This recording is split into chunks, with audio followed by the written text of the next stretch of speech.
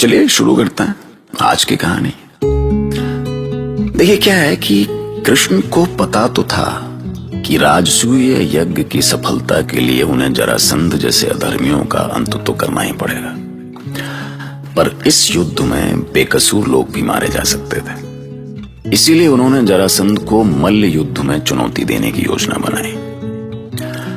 मैं कृष्ण और पांडवों की जरासंध को मारने की उस योजना का साक्षी हूं।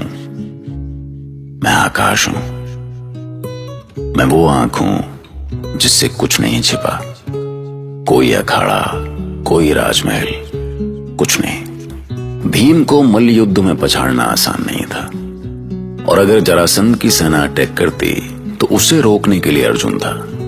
इस तरह कृष्ण, अर्जुन और भीम जरासंध के महल के लिए चल पड़े। असल में जब से कृष्ण ने कंस को मारा था, जरासंध तभी से कृष्ण से प्रतिशोध लेना चाहता था, और आखिरकार कृष्ण, भीम और अर्जुन साधुओं के वेश में गिरिव्रज के नगर द्वार पर पहुंच चुके थे।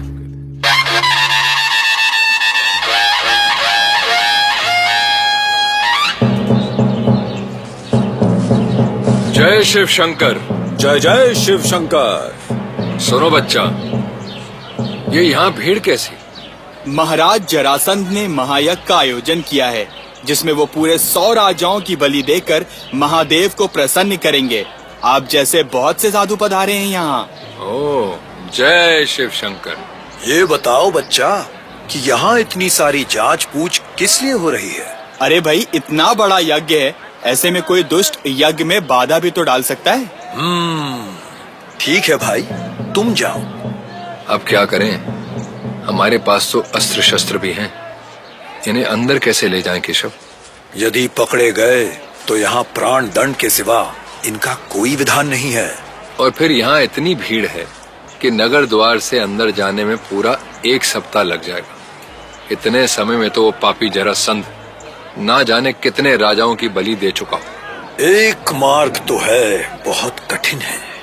हमें 5 पहाड़ों को पार करना होगा। चिंता मत करो, मैं आप दोनों को कंधे पर लेकर इन टीलों को पार कर जाऊं। बस बस, तुम तो बात बात पर इन पहाड़ों को हम स्वयं भी पार कर सकते हैं।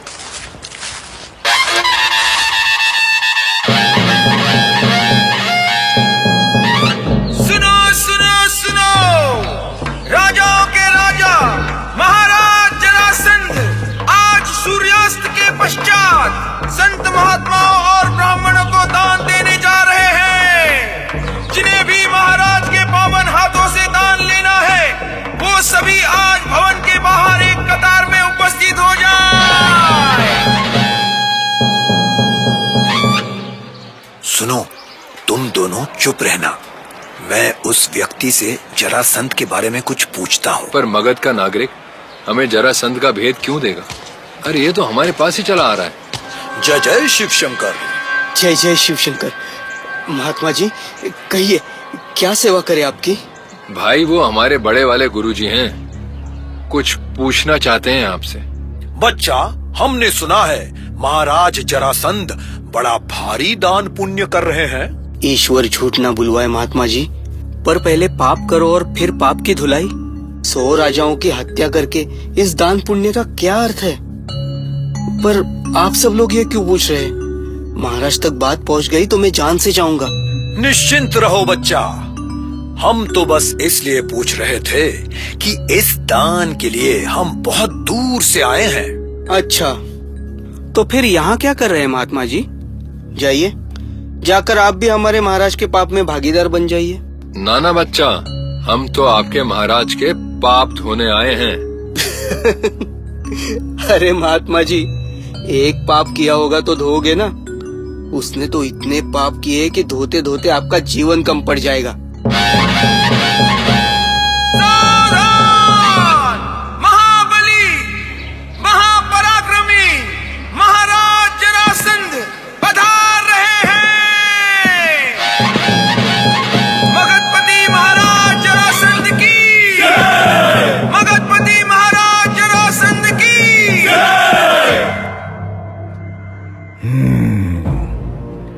प्रजाजनों, अन्न धन रत्न आभूषण, जिसको जो चाहिए अपनी झोली फैलाए। मुझे साक्षात भगवान महादेव ने संकेत दिया है कि हमारे इस दान उत्सव से मगध का कल्याण होगा। ये दान यज्ञ पूरे सप्ताह भर चलेगा और इस उत्सव के बाद पूरे 100 अभिमानी राजाओं की बलि दूंगा।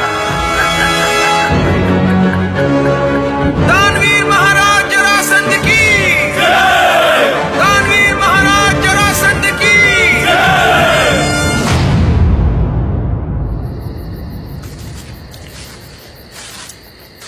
100 पाप करके ऐसे दान पुण्य का क्या अर्थ है?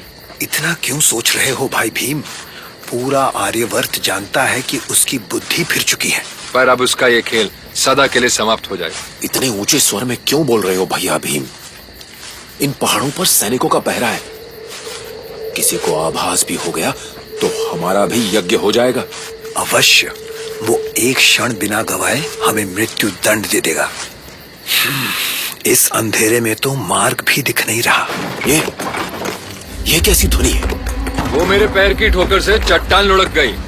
अरे अरे, अपने पैरों को संभाल लो भीम। वैसे ही संकट के बादल मंडरा रहे हैं और तुम।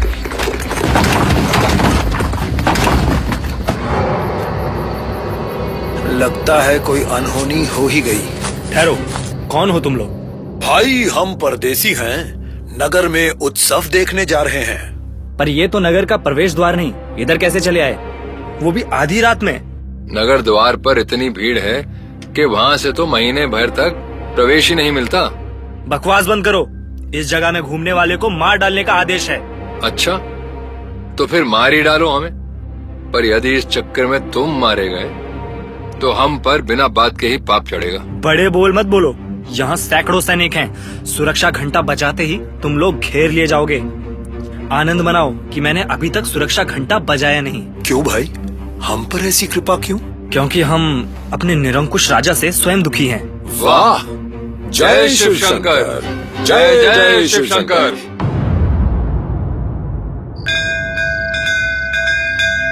अरे रे रे रे, ये क्या कर रहे हो भांजे?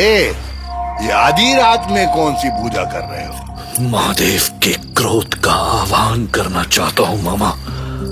अब महादेव का कोप ही उस भीम का अंत करेगा। अरे भांजे, वो जहाँ पहुँचे हैं ना, वहाँ उन्हें तांडव करते हुए महादेव ही मिलेंगे। शिव साधना करके जरासंध खुद महाकाल बन गया है। पर मामा, 4 दिन हो गए पर आज तक किसी एक के भी मारे जाने की सूचना नहीं मिली। हमारा कोई गुप्तचर गिरिव्रत से कोई शुभ सूचना लेकर आया ही नहीं। मिट्टी डालो भांजे, अपने क्रोध पे मिट्टी डालो। क्रोध से विवेक खो जाता है और विवेक खोने से भाग्य सो जाता है। वो अवश्य मारे जाएंगे, अवश्य मारे जाएंगे। महाबली जरासंध से उन्हें कोई नहीं बचा सकता। तो क्या आपको कोई सूचना मिली मामा? क्या वो गैंडा भीम जरासंध से टकराया? आखिरकार दुर्योधन जिस समय का इंतजार कर रहा था वो आ गया। अर्जुन, भीम और कृष्ण जरासंध के सामने खड़े थे। बिना कोई सूचना के महाबली जरासंध के आराम में खलल पड़ी तो वो बाघ सा गुर्राया। पर कोई गुर्राए और भीम चुप बैठ जाए, ये तो भैया हो नहीं सकता था। होश में आओ मगध नरेश, तुम्हारे ये सैनिक हमें छू भी नहीं सकते। यदि तुम ऐसे ही महामल हो तो अखाड़े में आओ। और कहीं तुम भूल तो नहीं गए कि शत्रु पर गर्जा नहीं करते, प्रहार करते हैं। शत्रु? वाह साधु महाराज, वाह! मैं तो धन्य हो गया आपके दर्शन पाकर। धन्य है आपका दुस्साहस। पर शायद तुम्हें पता नहीं कि जरासंध से टकराना तो दूर, उससे आंख मिलाने वाला भी जीवित नहीं बचता।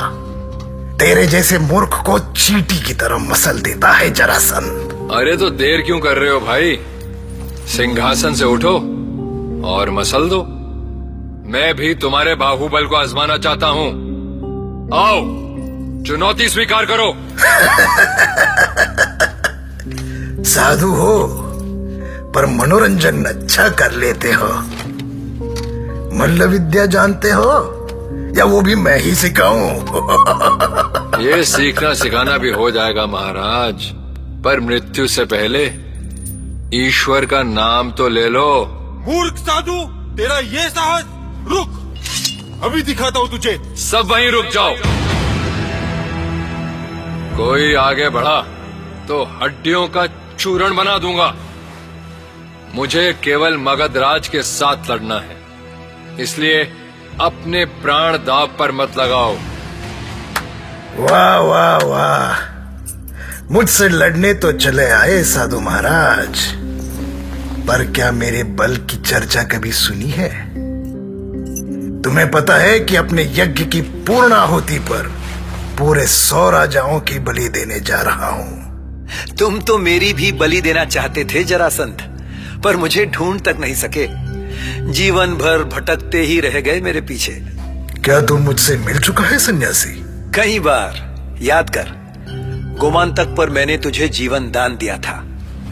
कई बार मुझे मथुरा में ढूंढने आया था, पर खाली हाथ लौटा। और लौटने से पहले तूने हमारे घरों को जलाकर अपना क्रोध शांत किया। ओह, तो तू है ग्वाले।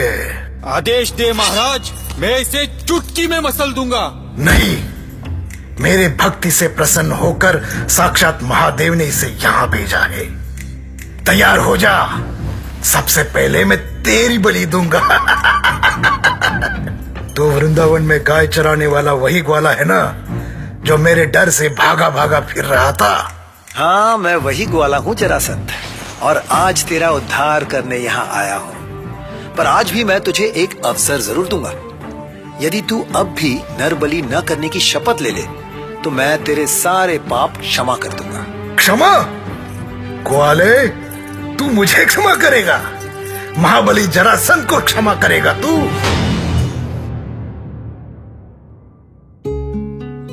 जरासंध पागल सा चीख रहा था और कृष्ण मन ही मन मुस्कुरा रहे थे, जबकि भीम बार बार ताल ठोक कर जरासंध का ध्यान अपनी ओर खींचने की कोशिश कर रहा था। गुस्से में कांपता जरासंध अपना आपा खो चुका था।